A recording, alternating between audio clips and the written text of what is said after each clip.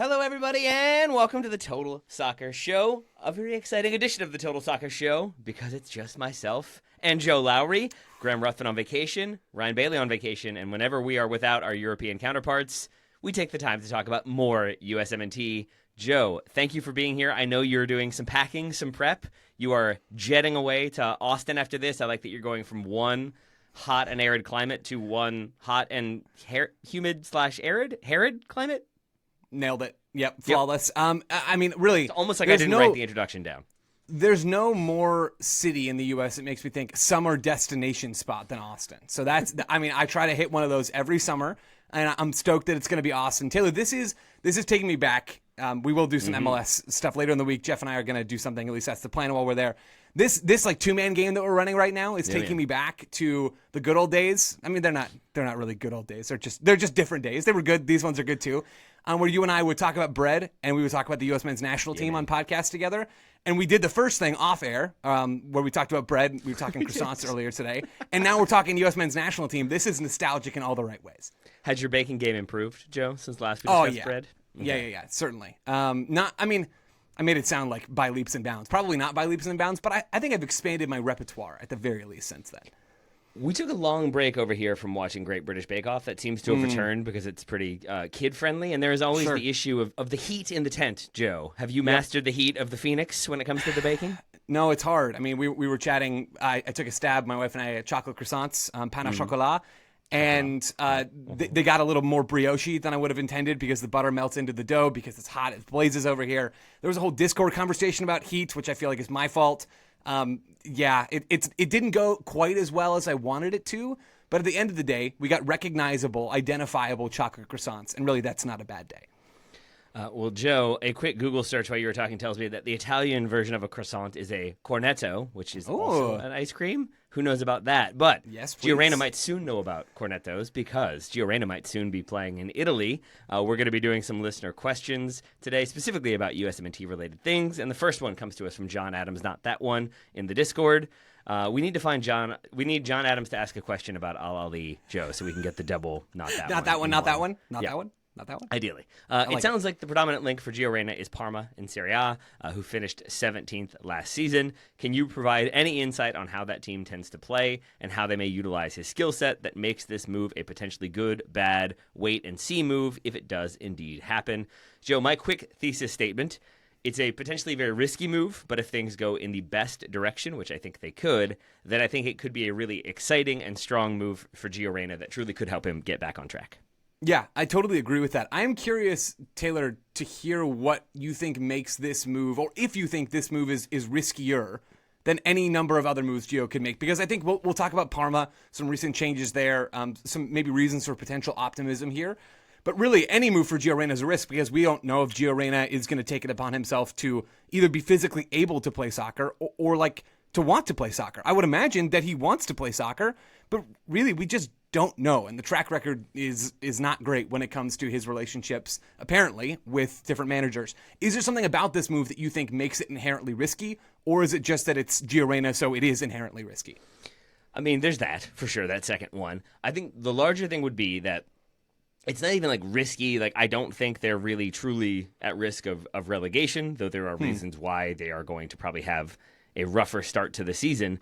I think it's mostly that, like, if he's having a ho-hum season and they're having a ho-hum season, it's a lot harder to get excited about a team 16th or 15th in Serie A. And it's kind of why I think we don't always talk about Gianluca Busio, or we didn't talk about Tanner Tessman when they were both with Venezia, why we don't talk about Christopher Lund as much with Palermo and Serie B, even though I think he's getting a move. We'll see how that plays out. I think it's just that, like, it's easier that if things don't sort of like move the needle, it's easier to continue to overlook Gio Reyna, even if he is playing mostly well. Also, I think it's an interesting one because this is a Parma team that did not remember this before I started doing the research, were managed by Christian Kivu last season. And though they don't finish high up in the table, he does enough interesting stuff on the tactical side to get that Inter Milan job after Simone Inzaghi leaves. And so now you have a new manager coming in, but you have a club that tends to do interesting things historically, has done interesting things tactically, and a lot of what they did tactically last season I do think suits Gio Reyna, and I think the new manager coming in not knowing a ton about him, but knowing his background with Arsenal, Carlos Cuesta coming in, former Arsenal assistant under Arteta, makes me wonder if maybe we're going to see him do some Arsenal things blended with what we saw from Parma last season, which makes me wonder, this is the like extreme what if Sure. conclusion. Maybe we see Gio Reyna in like a Martin Odegaard role, which I feel like could suit him with a team that needs somebody to pull strings and do less of the defensive work. Yeah, I think there's totally a world in which the style that Cuesta wants to play fits Gio Reyna. So to be clear, we've never seen Parma's new manager, Carlos Cuesta, coach a game at the senior level, right? He's a very interesting character, and I really enjoyed The Athletic had a nice long read about him published at some point in the last year, highlighting him as an Arsenal assistant to Arteta that you talked about. He's a Spanish coach. He's only 29 years old, so he has been in this weird position. He's ancient to you? Yeah, I mean, basically, I can't believe the dude's still kicking effectively. I mean, that's hard. The durability is impressive at this stage. But he's in that unique position where he's been younger than so many of the people that he's working around and in charge of, and will be in charge of at Parma. So there's some interesting dynamics there. But he never played professional soccer. Sort of got into the youth ranks, was in the U18s for a club in Spain, and realized, I'm not going to make it to the top couple of divisions in Spain. I still want to make it to the highest level in this sport. How can I do that? And he decided to coach. And so, started going and learning and taking classes and trying to do everything he could to make connections and shadow coaches. Ends up coaching in Atletico Madrid's academy, goes from there and visits Juventus to observe, and ends up impressing the people in the Juventus academy and system so much that they're like, we got to hire this guy. So he goes and helps out in the Juventus academy and then is hired by Mikel Arteta as an assistant in 2020. Everybody that you read talk about this guy is so impressed with him. And that, I mean, you're not going to really get people on record slamming an assistant coach. But Granit Xhaka has been very complimentary of him. His intelligence, his people skills, they have a very good relationship. Granit Xhaka seems to me to be a very smart soccer player. So I think this Carlos Cuesta hire is an interesting one. Not that it is a slam dunk whatsoever, but through the lens of Gio Reyna, there's a world in which Parma are trying to do more with the ball than they did last season, right? And last year, talking about some of the interesting tactical stuff under Kivu, who does fall upwards a bit to Inter, 17th in Serie A in possession out of 20 teams. They were not a team that on the surface did a ton to maximize a player like Gio Reyna's skill sets, right? And so when I first saw this move, I was a bit confused as to why Gio maybe would be a player they'd go after.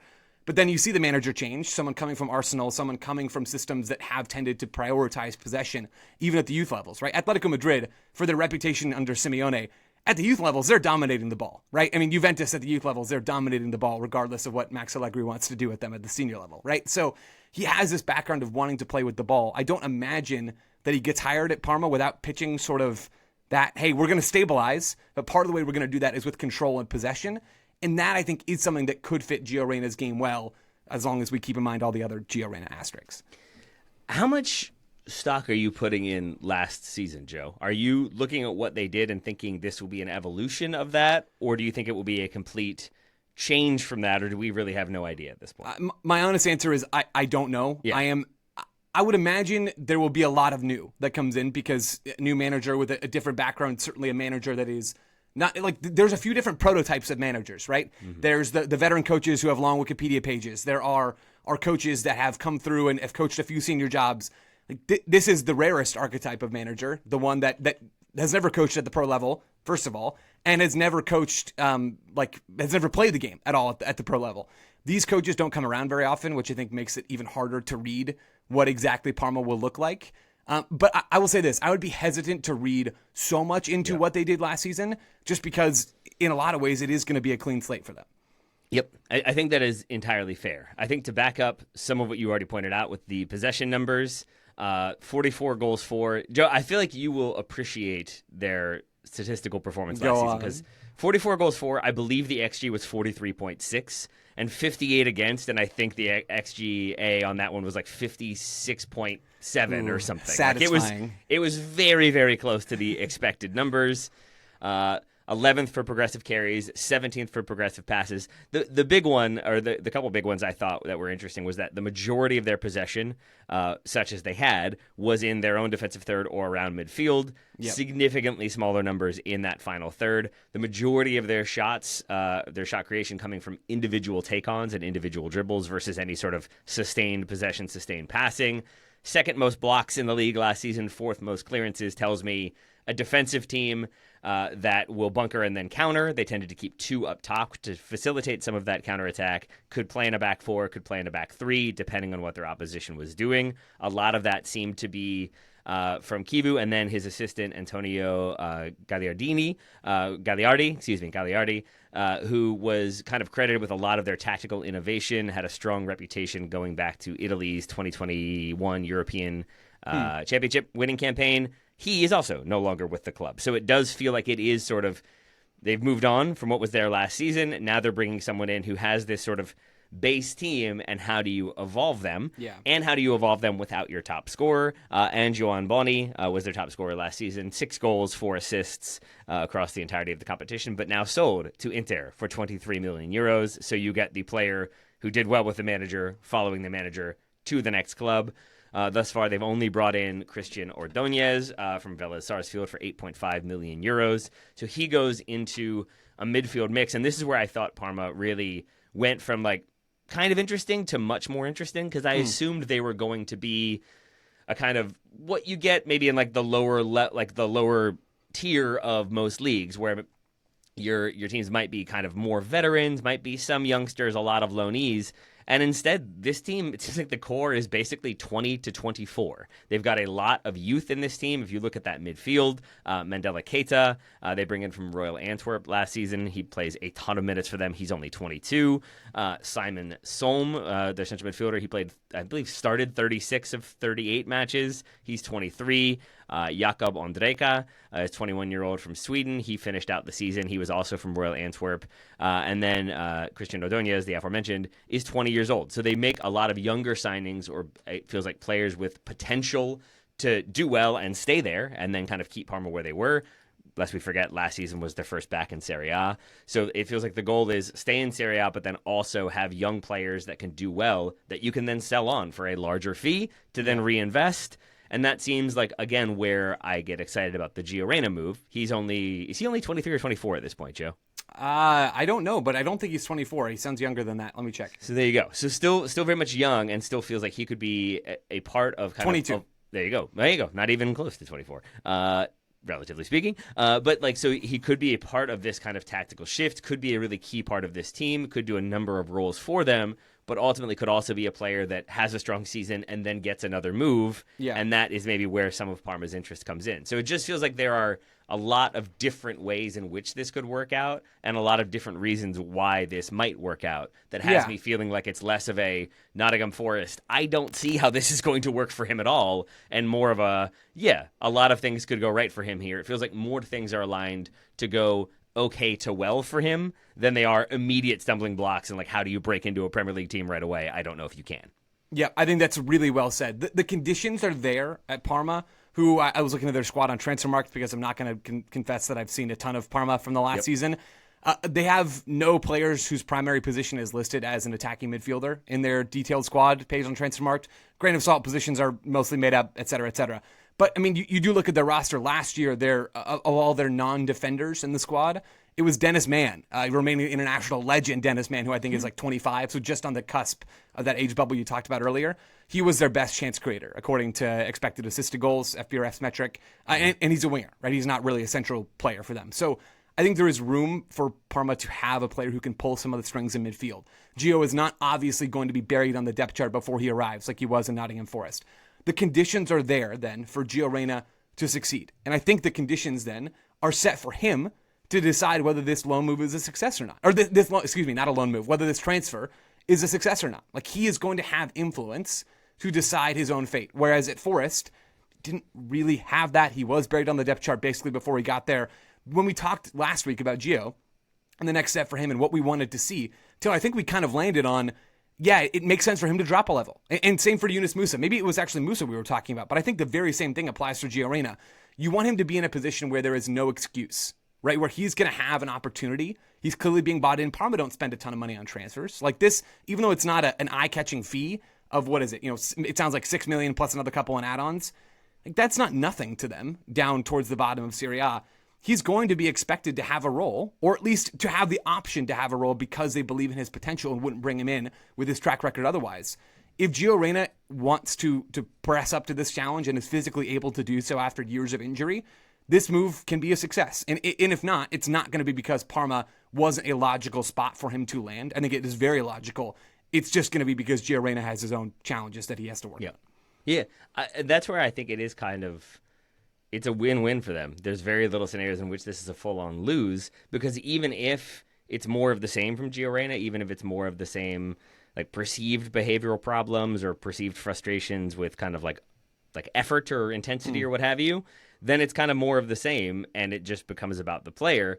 But in my opinion, more likely scenario that he improves and we do see kind of flashes of what made him so exciting, or we do see just more consistency from him, then not only is that good for him, not only does that theoretically help Parma be better this season and get more attacking opportunities, but it also potentially creates a reputation for them a bit more as a team that where you can go to kind of restore your reputation and find some form, and be that for Americans or for other players, if they've sort of fallen by the wayside when they broke through after one good season or two good seasons, it can be an opportunity for them to kind of like get another look, get another opportunity. And so, again, I think it makes a ton of sense for Parma to go this route. And when they already weren't sort of like flying high last season, it's not like they overachieved, finished 8th, and now they've got to try to kind of find a way to kick on from there. They survived their first season back in the top flight. They've lost their manager, but they've got a good chunk of money with the sale of that one striker. They can now reinforce or not. But I think it allows them to kind of evolve to the next step and aim for maybe mid-table finishing. And I think that doesn't put a ton of pressure on Gio Reyna to elevate this team into a European spot right away or anything like it. It gives him an opportunity to establish himself, theoretically get minutes, ideally like start as a starter, but hopefully very soon become a starter or get a lot of minutes and kind of show that he can play and hang and potentially even lead an attack on occasion. And I think that's all things that American fans would like to see. Yeah, fresh start for Gio, fresh start for Parma, in a lot of ways for Cuesta as well, their new coach.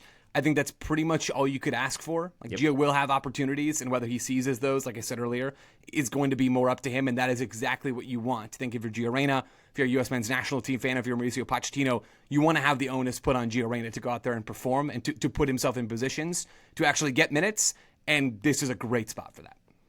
All right, so we will see what happens. We will obviously keep an eye on it and make sure to update here on the show if and when this move is made official. We'll do the same for lots of other potential Americans on the move this transfer window. For now, Joe, we're going to take a break. We're going to come back and do some USMNT-centric listener question answering. Back soon. Welcome back to the Total Soccer Show. Joe Lowry, you ready for some cues? Oh, I'm so ready. My body is ready. My mind is ready. Taylor, let's do it. All right. The first one comes from Travis Beto. We often say Poch knows what the player brings. Joe, do you say that often? I say it all the time. People can't get me to stop saying it. It's actually becoming a problem in my personal life. Even just about the chocolate croissant construction? Poch knows what the player brings. That means Joe approves. Considering Pochettino has had 16 games and 11 have been playing the sport of CONCACAF rather than soccer, does he really know what the USMNT player pool can bring to the World Cup? Due to the lack of knowledge as to what the full squad brings versus non-CONCACAF teams, Travis says, think Pochettino should have had Pulisic, McKennie, and Weah, and maybe Sargent and Dest play versus Turkey and Switzerland in those pre-Gold Cup friendlies. Travis notes that Arda Güler and not Burak Yilmaz, but Yilmaz played both the friendlies and then also went to the Club World Cup. So with those players, the lineup would have been close to full strength. Do we then feel like Pochettino knows his full team? Do we feel like he missed an opportunity? Let's take that second one first, Joe. Sure. Did Pochettino miss an opportunity by not calling in those players for those two friendlies? I mean, yeah, I kind of think so. The main headliner here is the Pulisic situation, right? Where Pulisic offered to come in for the friendlies, but said, I think I should take the Gold Cup off. It's been a crazy last 2 years. I want to be healthy heading into the World Cup and make sure I'm fully fit and ready to go for this next season. And Pochettino said, don't bother, dude. Like, don't even bother crossing the Atlantic. You stay where you are. We're good. Like, we're going to be just fine.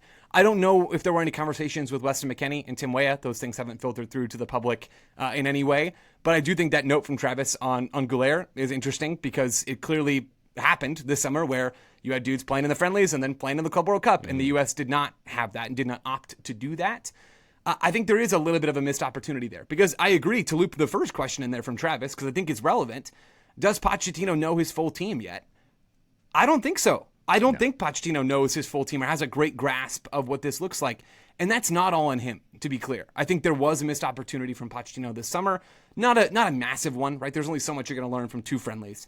But this player pool, we talked about this a ton heading into 2022 in that World Cup, is chronically injured. And that has been the case so often since Pochettino's first window in October. And I looked back at these squads and back at the results that Pochettino's had so far. October, no Dest, no Adams. Those guys were not healthy. McKennie didn't play. He wasn't fully healthy. Balogun was hurt. Pulisic played just the first game against Panama. Did not go down to Mexico. He went home halfway through the window. November window. No Dest, no Adams, no Balogun. Just 1 game of Tim Weah because he punched a dude at the Copa America. March. Jedi injured, had to withdraw from the squad. No Dest, no Balogun, no Pepe. Summer. I don't really need to list the names, but I'm going to do it anyway because we just lived it. Dest, Jedi, McKennie, Musa, Weah, Pulisic, Pepe, Balogun, all not in the team for various reasons, most of them fitness related. That's a tough go. Like, you're looking at either a half at best midfield in so many of these windows, or you're looking at none of your starting fullbacks or one of your starting fullbacks and really neither of your first choice strikers for a big chunk of these games so far. I think it would have been great then as a result to see a few more of those first team players ahead of the Gold Cup this summer, because you don't get a lot of matches, first of all, in international soccer. You get even fewer matches, as Travis points out in the question, against teams that are not in CONCACAF that just give you different looks and going to play slightly different ways. And Turkey and Switzerland are both better teams than the U.S. gets to face on a regular basis. But Pochettino chose to forego that in pursuit of the team's culture, right? And I think that's been a huge part of Pochettino's messaging since he took over, is the whole, players don't come in to play golf and to see their families. No. They're here to play, right? That's been Pochettino's messaging. And so he leaves off Pulisic because he only wants to be there for part of the time. And Pochettino wants guys that are all the way in. He leaves out Josh Sargent, who and Scally and Tessman and some CCV, these sort of fringe middle of the roster players who Pochettino might perceive as not being the strongest culture fits or not really benefiting the team. He chooses culture over getting players reps together. And we'll see if that pays off. It totally could. Like, that absolutely could be the right play. Or we could get to September, where the U.S. is going to have another chance against non-CONCACAF teams, and the U.S. just doesn't look very cohesive because they haven't really played together in Pochettino, and we start to worry a little bit more. I don't disagree with anything you've said. I know that usually then leads to a but, and this is not really a but. However, you could do it yet. However, how do you? Yet. Still, like what I get stuck on, Joe, because I've gone down a similar line of reasoning. My question then becomes, like, how do we know if this wasn't a mistake in the end? Like, what is the sort of like is it this squad that we saw at the Gold Cup starting every single game at the World Cup and making the semis? Like how can we know that this decision was in the end a smart one? Because I kind of get stuck in this circuitous line of, well, if you don't want to call in the quote unquote starters to then have them all leave and then basically tell the guys that are left, you're the backups, but now you're the starters. Good luck. But then at the same time, if you do better with the senior team against that European caliber opposition, is there more positivity about the national team heading into the Gold Cup than there was when you get just schwacked by the two? Like, does he learn lessons? What does it look like that we can come away in the end saying, like, oh no, that ended up being the right choice? I think if it's the wrong choice, you're going to see a team that doesn't look any more cohesive than they did under Greg Berhalter, right? A team that hasn't taken a step forward, or maybe the most obvious way would be if we see Pochettino continue to rely on players that were brought in as perceived culture picks, right? And I guess that's my polite way of saying, if we see players that were at the Gold Cup who got a bunch of minutes who just are not at the same level as the guys who weren't around this summer, right? If we see, no offense to any of these players, sincerely, and I think they would know that they're the backups at the pool at the moment, although that could change. If we see Max Arston continue to play a ton of minutes, or Alex Freeman, or Sebastian Berhalter, like that's going to be, or Pat Ajiman, right? That's a red flag from a talent ID perspective. I understand that culture is important, and it's hard to perceive those things if you're not inside the locker room. And we had Michele Giannone on at some point earlier this year, and I think we had some good USMNT conversations, and he provided some good insight into, there probably was a little bit of a cultural reset that needed to happen. Greg Berhalter said the same thing publicly at this stage. So, I mean, he didn't say a reset needed to happen, but he said maybe I was a little too lax with the players around the Copa America. I think those things are real. How much they matter and how successful Pochettino is at fixing those things is basically impossible to gauge from an outsider's perspective. So I really don't know exactly if this is going to hit or not, but I think if we see Pochettino continue to go towards the next tier of players in the team and give those guys real minutes at the expense of better players, that starts to become a concern for me. Is Pulisic, do you think, the most like obvious barometer for how much he is sticking with the quote unquote culture guys. Like if he didn't call in Pulisic for the September friendlies, that sends a pretty sizable message, no?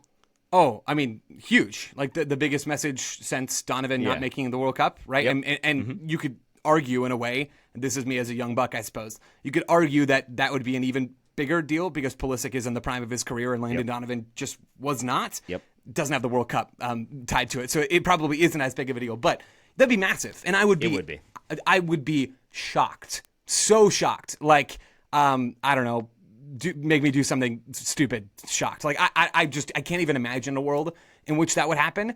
But there is like some tension there. We've seen that play out in the public sphere. There's a lot to sort through if you're Pochettino right now. And the reality is that being an international coach makes this stuff really hard. Because if you want to address the culture and send a little bit of a message, which is exactly what Pochettino did this summer, we've talked about it before, that is clearly what happened with his roster picks, with his handling of the Pulisic situation, all those things. It's indisputable. Pochettino wanted to send a message, and that's great. But in doing so, you also didn't maximize what we could have learned from the on-field side of things this summer in the last tournament, in the last real extended camp that you get before the World Cup. There is no easy option here. I don't envy Pochettino in wanting to fix all these things. But yeah, by picking one path, you don't go down another and sort of inherently miss an opportunity at the same time. Yeah. I've said before that I think a growing frustration I have, there are two things under like Pochettino's reign, such as it is, that I've been frustrated by. One is I still can't tell like how much this is the priority for him. Like obviously he's getting paid to do this. He has no other obligations, so I'm sure he cares a little bit. Does he care as much as he would if he were coaching Argentina, let's say? I don't know. And so I would like to get rid of that feeling of like, is this just sort of a like fun way to go about filling some time until your next club gig? Is it just that he wanted to manage in the World Cup? Or does he truly have a plan? Is he truly focused on elevating the U.S. national team? That is frustration number one, which is a much bigger, sort of larger frustration, and we'll see how it goes. Number two has been that it feels like we keep sort of kicking the can down the road for like, wait till this camp. Okay, wait till this camp. Okay, but with the Gold Cup, we're going to get a team. And now it is wait till those September friendlies. But I do sort of target those September friendlies as being a very clear sign of what this team is going to be under Pochettino and who has fallen by the wayside. Reading between the lines, I feel like a lot of those fringe omissions, like your Sargents, like your Scallies, were maybe him getting some reports from U.S. Soccer, maybe Pochettino himself talking to people or himself making some observations that like maybe those guys just aren't coming in fully committing themselves to the national team, understandably, because they've got club careers and money to be made there and they're having club seasons and it's an off year for international soccer. But maybe there's a feeling that like those guys aren't coming in ready to go. They're not killing themselves for this national team in training, so I don't need them. And maybe that's also what happened with some of the guys who said, I'd like the summer off, but I'll play those two friendlies. I don't think I would extend that to the guys who were at the Club World Cup. That feels like at a certain point they just made the choice to say, if you're not going to be there for the Gold Cup for whatever reason, we don't want you for the friendlies. Yeah, agreed. But in September, if we see Weston McKennie starting, but we see like Christian Pulisic coming on as a sub or maybe only starting one game, that feels like the extreme example. But like if Yunus Musa doesn't get called in, maybe we start to kind of wonder, did Yunus Musa kind of play himself out of contention by not showing up this summer? I think we will hopefully get a clearer picture of what Pochettino's best team is according to Poch in that September camp when we theoretically have everybody ready to go. Serginho Dest would be another good example of that. Jedi Robinson even. I think if you didn't have like Jedi, Dest, and Pulisic start that first friendly, you're definitely sending a message there. I'm not sure it's a message I love, but it kind of means that he's sticking with the guys who've been there and worked for him so far, even if they are at a lower level. Yeah, we're going to learn a lot in September. And I'm really looking forward to the next couple of windows, actually, for the U.S. And part of that is because they've got some excellent non-CONCACAF friendlies lined up. Yeah. So credit to U.S. Soccer for that on the scheduling front. That is their domain. South Korea and Japan in September, Ecuador and Australia in October. That's legit. Like those are going to be really helpful, informative games for this U.S. team. I'm fascinated to see what Poch's first choice lineup is going to look like. I would imagine he's got one in his head, right? I mean, everybody loves that. We love to do that stuff. There's not a person alive who likes soccer that doesn't like to do the, like, what would my lineup be in this situation or that situation? Pochettino surely has that lineup in his mind. I just don't know what it is. It's weird because, to go back to the injury stuff, we've literally never seen Serginho Dest play for Pochettino. We've literally never seen Folarin Balogun play for Pochettino. There are still some things that we just don't know, that we just haven't seen for this U.S. team that feels like we should have seen it by now, 9 months into the tenure. But because of how injury prone this pool is, and because of how international soccer works, we just haven't seen it yet. So again, to sum up, I really do think that Poch missed an opportunity this summer by not bringing those players into the friendlies before the Gold Cup. And I don't really know if that's going to have a huge impact or not, but it just seems logically to me like you can still work on the culture and you can still do those things, maybe not to the same extent, but you can still do that while also trying to gather some maybe more important on-field data before the Gold Cup. A thing that I try to do in moments like this is remember that we're talking about a person who is not listening to this show, but could listen and is a human who has explanations for everything they do. And I think as long as I can like sort of understand what their theoretical explanation would be, even if I don't love it, I'm willing to extend a little bit more slack, a little bit more understanding to them. And I can see the argument for, I didn't want these guys who are going to be at the Gold Cup to like be told basically you are second, third, fourth choice, whatever it might be. But now that the good guys are gone, you get to play some minutes. I can see how that would be demoralizing. Some would maybe argue it could be a motivator, but I don't see it. And so I think in that way, I can understand the idea of we're prioritizing philosophy and the culture right now, and we're going to build from that. So I'm willing to extend that courtesy. I know it's very noble of me as a podcast host to extend that courtesy, but I can see that argument. It's just another sort of moment of like, at a certain point, there's a tipping point into, okay, now I'm really concerned. Right now I'm not there, but I think if we continue to have those moments where I'm like, okay, I guess that makes sense. I think as we get closer and closer to the World Cup, the anxiety meter ratchets up. But for now, it's okay. I'm assuming the anxiety meter is high for certain players who haven't been called in, which leads us to our next question from Joe Pratt. This week would be last week, you guys talked about Pochettino's likely roster for the 2026 World Cup. In the discussion of strikers, there was no mention of Daryl Dike or Jordan Pefok. Why is that? Why couldn't they get a look? Says Joe. Joe, your thoughts? It is that way because neither one of those players has scored goals really in the last couple of seasons. I guess we'll look at this one by one. Daryl Dike has played 300 minutes of soccer in his last 2 seasons. He has played less than 6,000 minutes since 2020. Yeah. He just hasn't proven himself to be a national team level player when he was healthy and hasn't been healthy since he was really in that national team picture back in 2021 and that summer. He hasn't played soccer. And so we haven't seen him move the needle and move the ball upfield with his own trajectory in the depth chart because he hasn't actually had an opportunity to do so. So we can all agree that DK's profile is super fun. It's interesting. Even with Pat Ajiman existing, it is still unique in the pool with DK's physicality, I think, and his ball striking is at a different level than any other player, period, in the U.S. pool. But there's just zero reason to call Daryl Dike or really to think of him in the USMNT discussion right now until his circumstances change. And I hope they do because he seems like a great dude, and I don't wish him to continue to be injured. But there's just no reality right now where a guy who's been hurt more often than not and isn't scoring goals is in a real national team picture. And I'm a little concerned. I watched the highlights of their preseason friendly against Dynamo Kiev, and he looked in moments like he was maybe catching up to the fitness. I'll put it that way. And he's involved. He's making runs. He's trying to get on the end of stuff. But there are moments when he comes away after a cross has been collected or a shot has gone wide, just a little extra huffing and puffing. And I can see that because, to your point, he hasn't played a ton of minutes. He hasn't been fully fit for a season in a very long time. And so, like, we have a player who's coming back and could be a starter, could be a reliable performer for West Brom. But at the same time, it's West Brom who now have Ryan Mason in charge. By all accounts, he wants them pressing higher, attacking more quickly. There's going to be less build-up. There's probably going to be, I think, a little bit less sustained service. And so in that friendly, from everything I read, it sounds like there wasn't a ton of service to DK, and he wasn't really put in the best possible situation. It really didn't play to his strengths, is I guess what the conclusion was. And so he will still get looks, I think, and he'll still get reps, provided he's healthy. But we also might be in a situation when the style of player in which the style of play isn't really playing to his strengths when you have a new manager coming in. So that's where I think it is with Daryl Dike. It's basically left out of my kind of thoughts because of injuries, and then a lack of familiarity with West Brom combined with Ryan Mason has me sort of being like, yeah, if he scores a bunch of goals, then let's get him in the conversation. But right now, I think it's more likely that he scores a couple goals, but not a ton of goals this season. And so that's why he's not in the conversation for me at present. I hope that changes, but for now, I don't think it will.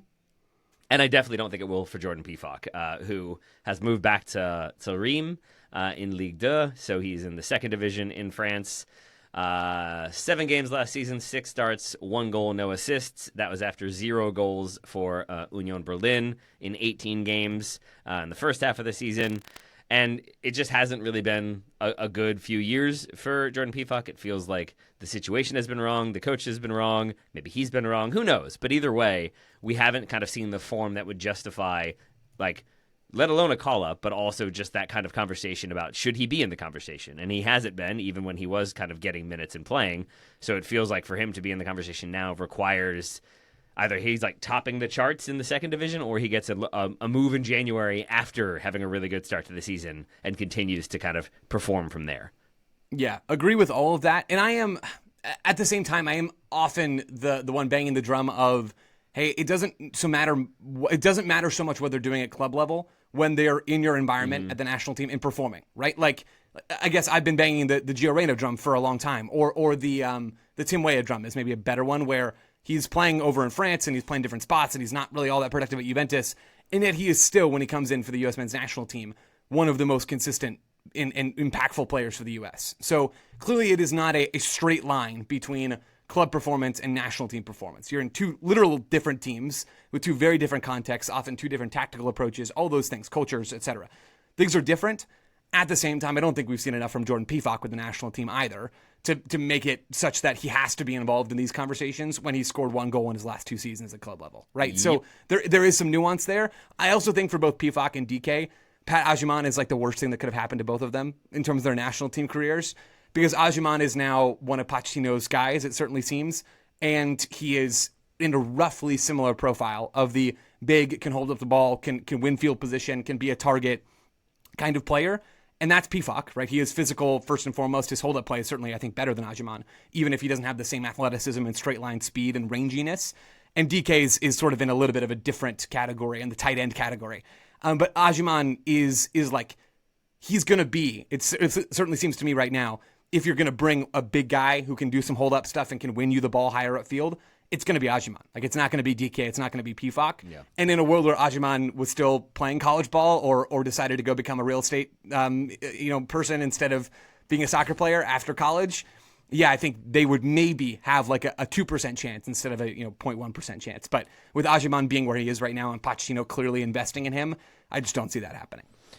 We're going to talk more about players who maybe could make a squad if they hit the right run of form in just a little bit. But I think that is the caveat with all these players. If, I don't know, maybe with Pefok it might be a bridge too far. But like if Daryl Dike is scoring goals for fun and is like near the top of the scorers table in the championship, yeah, I think he gets called into camps, because how do you not at this point with the number 9 position being as it is? But it just requires that sustained, I think, run of form combined with, to Joe's point, kind of meeting the criteria for what Pochettino wants from a player coming in. Does he fit the profile? Is he going to help the squad? And so I think that's just a lot of boxes that would have to be ticked in a very short amount of time. So that's where I have both of them still on the outside looking in.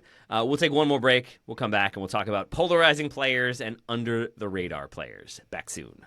Welcome back, everybody. We go to our next USMNT listener question from Josh Richards. We've had a Joe, we've had a Josh.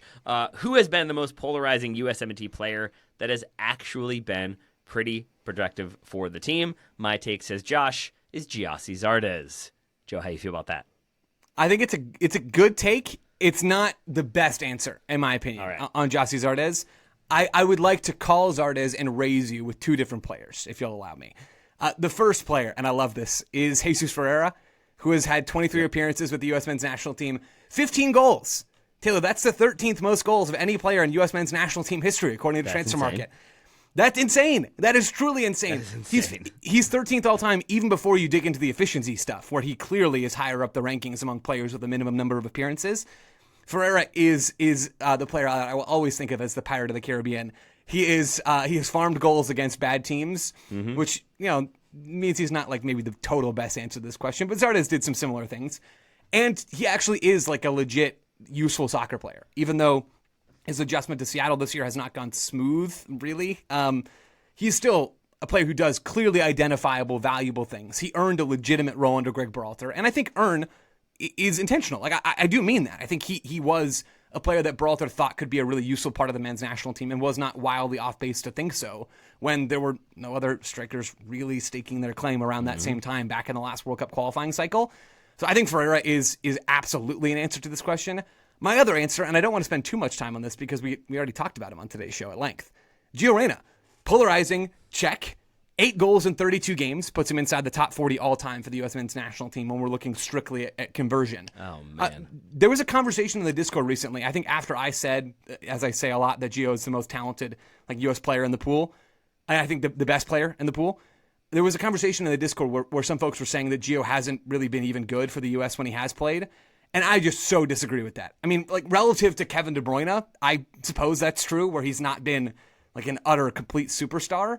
But relative to the rest of the pool, the dude has showed up in so many games where nobody else is doing anything in the attack. Now, he's been quiet before. Was quiet at the Copa America last summer. Is there a game that looms largest to you? Sorry to interrupt, Yes. but is there a game that that's stands fine. out to you? Is go watch him in that game and tell me he's bad.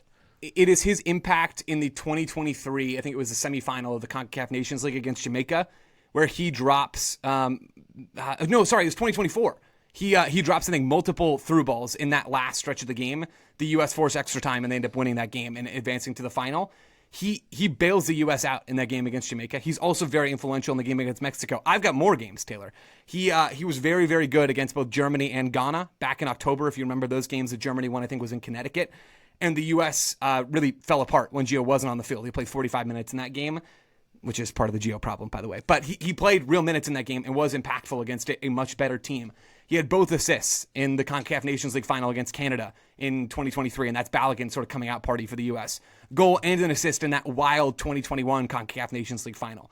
The list of big regional games and big games against good teams like Germany that Gio Reyna has played well in is longer than the list for so many other players in U.S. men's national team history, while also recognizing didn't have a great Copa America, and the World Cup in 2022 was what it was. But when you're looking at players that are polarizing and that have been legit good and so clearly impactful, Gio, I think, is my best answer to this question. And also, if we're talking about polarizing, divisive players, the 2022 World Cup might have to be your thesis statement, if anything, Joe. So, yes, it goes against your idea that he's been an influential, solid performer, but I think it's a really fascinating answer, and maybe it is the answer. But I took this in the same way Josh did, as who's a player that lots of people think isn't good enough, but is actually pretty okay. Sure. And I think the Gio Reyna one of who's a player that lots of people think should be involved and has actually been okay is a really interesting one, because that's what it is in 2022, right? It's he hasn't played a ton at club level. He's been injured. Now he's coming back. He's given the kind of extremely limited role, if you want to use his language, talk from Berhalter, but there's all the people out there who say he should be starting every single game. He's a difference maker. If you think that's not the case, you don't know what you're talking about. And so there is a polarizing aspect to him even there.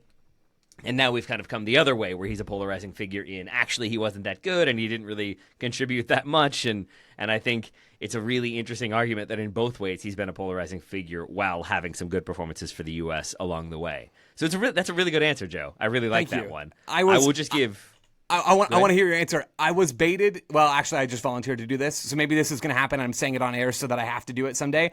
I think I told people in the Discord that I would do an hour-long live stream where we just dig into Gio Reyna film so that I can I'm not trying to just lie. I'm not trying to spin a narrative.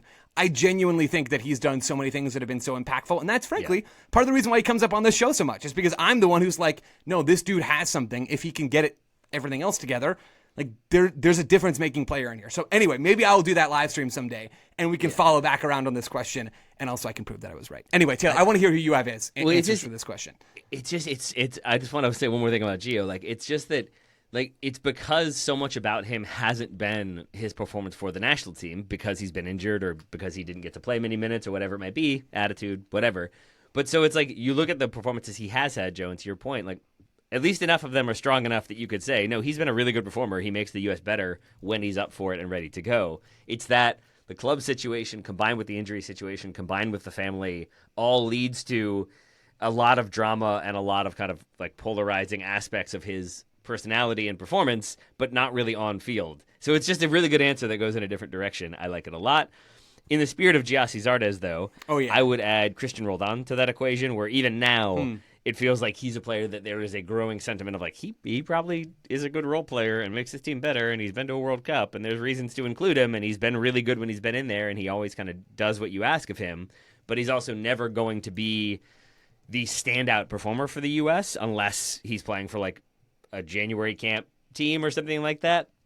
So you don't really, like, I think, remember him as much. You're never like going to remember a Christian Roldan performance necessarily, but I think he has always been very quietly to somewhat loudly competent for the U.S. and a very useful like squad member as well. But I think gets a lot of immediate dislike because he's an MLS player or he's perceived as being a Berhalter guy or whatever it might be, so that I think there's an immediate sort of similar to Zardes feeling of like, yeah, he's fine, but he's not good enough. And when he's starting a game, I think there is that kind of corresponding reaction from the people who are anti-MLS or just don't think those guys are good enough of being like, oh, here we go, eye roll. As soon as he misses a pass or as soon as he misses a shot, this guy's not good enough. I think Roldan is in that category for me.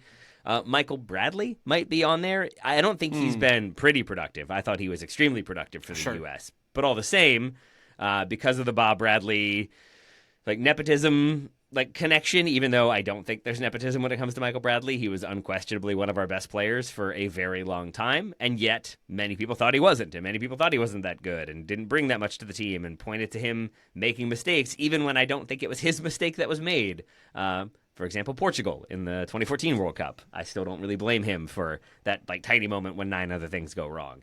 But I think people didn't like him or had frustrations with him because of the paternal connection, because he goes back to Major League Soccer at a time when there's a feeling like maybe he could have pushed on more.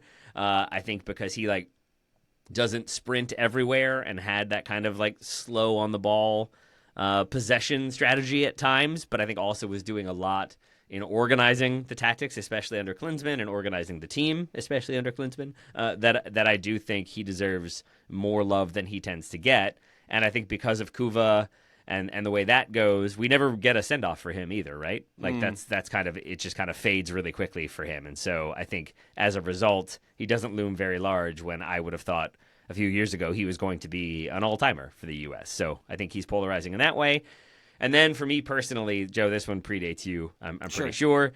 But a player that I never really liked in a lineup, I was always sort of like, ugh, is he good enough? Are we sure? But was actually, I think, pretty quietly competent and had a really long career is Jonathan Bornstein. That's the one that I never was like super excited to see in a team. Even when he made moves abroad, even when he was playing well, it still felt like, yeah, I guess he's the best thing we've got. Like it would be, I think, a little bit like if Max Arfsten were starting for the U.S. on a consistent basis. I'd be like, oh, okay, but I don't know if that's going to get the job done. And I think if you go back and look, Bornstein, including when he basically qualifies Mexico for the World Cup by scoring an important goal, St. Bornstein, or is that Sanzuzi? Bornstein has a different one, I think, where he becomes a sainted figure for a goal in qualifying. But I think he just has a lot of like stronger performances than I think I was inclined to give him credit for, has a longer career than I expected him to have, but at the same time never really moved the needle for me. So those are my 3 nominees right there. Yeah, those are great picks, Taylor. And I feel like between the two of us, we kind of ran the spectrum of players that probably are like close to appropriately rated, all things considered, where maybe they're a little bit hated on more than they should be. That's the Ferreira Roldan category, but aren't like so wildly off base, but are just enough. And then you get like the Gio, who's like the talented polarizing player who still polarizes, and then Bradley to zero in on him, who I also thought about for this question as a player who just didn't have the end to his national team career that I think his skill level is deserving of, frankly. And Kuva does a lot to a dude, as it turns out. Michael Bradley, though, is back in the American game. Yes, He's coaching New York Red Bulls 2, and MLS Next Pro is apparently viewed quite highly by Red Bull Global, which, I don't know, whatever. We'll figure that out later. But it's kind of fun to see Michael Bradley back and around the game. I enjoy that, and I think he does deserve more love than he gets, clearly. Joe, will Michael Bradley manage DC United in the next season and a half? Oh, that is an excellent question. I'm going to say no, because I do think Michael Bradley is a very smart individual, and I think he's too smart for that. But it's tempting, Taylor. It's real tempting. Fair enough, Joe. All right, so Joe's not taking that one. We'll see how it plays out. Final question, a good one to end on, I think, from Mark Ladd. Who is your Herculez Gomez pick for the USMNT for this next World Cup. Now, when I first read this, Joe, I thought we were talking about, like, has he been hyping people up or something on his media appearances? But what Mark is alluding to is Herculez Gomez when he's playing for the U.S. He gets caps around the 2007 Copa America and then basically is out of favor, doesn't get any looks, and is largely absent until he makes the 2010 World Cup provisional roster, largely because of his strong season with Puebla in 2009. He gets 10 goals and 15 appearances in Liga MX, and at that point, he sort of has scored enough goals that, like, you can't ignore it, what I was talking about with, like, what Daryl Dike could potentially do, so that he gets called back in for friendlies ahead of the squad getting finalized. He scores a goal against Czechia in, I believe, a loss, and ends up making the 2010 roster sort of after catching fire at club level and then performing well enough for the national team that there's a feeling that maybe he could make a difference at the World Cup. I don't think he plays a minute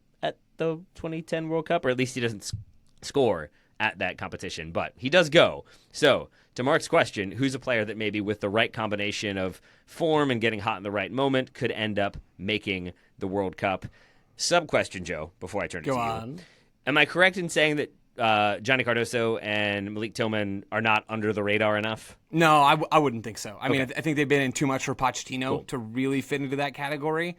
My pick is Alex Zendejas for this question. Okay. I think the clear takeaway, one of the clear takeaways from the Gold Cup, was that the U.S. needs dangerous wide attackers. And Zendejas is not a game changer at the international level. He's been a very useful, even like very good player for Club America, which is a very solid level, one of the best teams in the Americas, a very, very strong team there in their context. Zendejas has been one of the more consistent players for them, is putting up, like 15 goal contributions a season, is doing good stuff there. The U.S. just needs bodies in the wide areas. Like I think we're all probably ready to be done with the Jack McGlynn and Yunus Musa right winger experiments. I'll speak for myself. I am. I don't think Quinn Sullivan is the answer in that wide attacking spot. I just don't think we saw enough from the U.S. in those parts of the field this summer. And when you look at the roster, there aren't a lot of wingers that are really making a case. Like Brendan Aronson has fallen off, where he used to be among the group of players that would get talked about, obviously, as a pick in that part of the field. Aronson is not that guy at this stage. So it's Pulisic, who's in a weird spot with Pochettino, and it's Weah. And then you're sort of thinking Haji Wright, and who else? And does anybody really feel all that great about Haji Wright in the first place? I don't think so. I think there's very much a winger spot up for grabs in a way that there is not for basically any part of the field except for goalkeeper. And you could pick almost any goalkeeper, and I would go with you on this as well. But Zendejas, with his skill level, the fact that he's been involved a little bit with the national team before, that kind of fits the first part of the Hurt Gomez path and could conceivably be brought back in as a player in a position of need for the U.S. in relatively short order. I'm going to go with Zendejas here. I have a few sort of like very, very long shots / honorable mention, but I will first say I like the Zendejas shout. I feel like you've been like starting to ride that horse a little bit more. And Zendejas, like from my memory, is a player that like after we saw him with a few caps for the U.S., I think my takeaway was like, let's check in on him like every 6 months and see if maybe he's added some new aspects to his game. It does feel like he's continued to improve since then. So he's a player that, like, I think, with the right run of form, you get him in a camp, and if he impresses with the effort or he looks good in a game, I think could very well be in that conversation.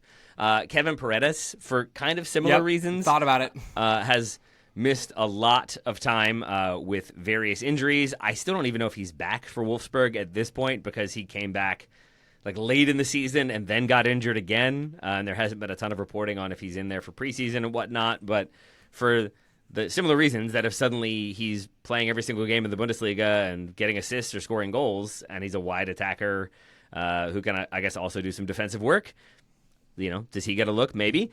Caleb Wiley was on my honorable mention list. He's likely going to go back to Watford on loan from Chelsea. Had a good second half of the season after an unsuccessful loan with Strasbourg, but with the lack of kind of options at left back, or the perceived lack of options at left back, a really strong season in the championship. It feels like the championship is the place to be for Americans this year, which isn't my favorite thing. But even then, I don't think he would be starting. So I don't know how good of a shout that one is. Josh Sargent, if he's balling out at Wolfsburg and scoring regularly, I think even with him seeming like he's out of favor, if you have a good number of goals in the Bundesliga from a striker, it feels like an immediate sort of player you have to call back in and see how things are going.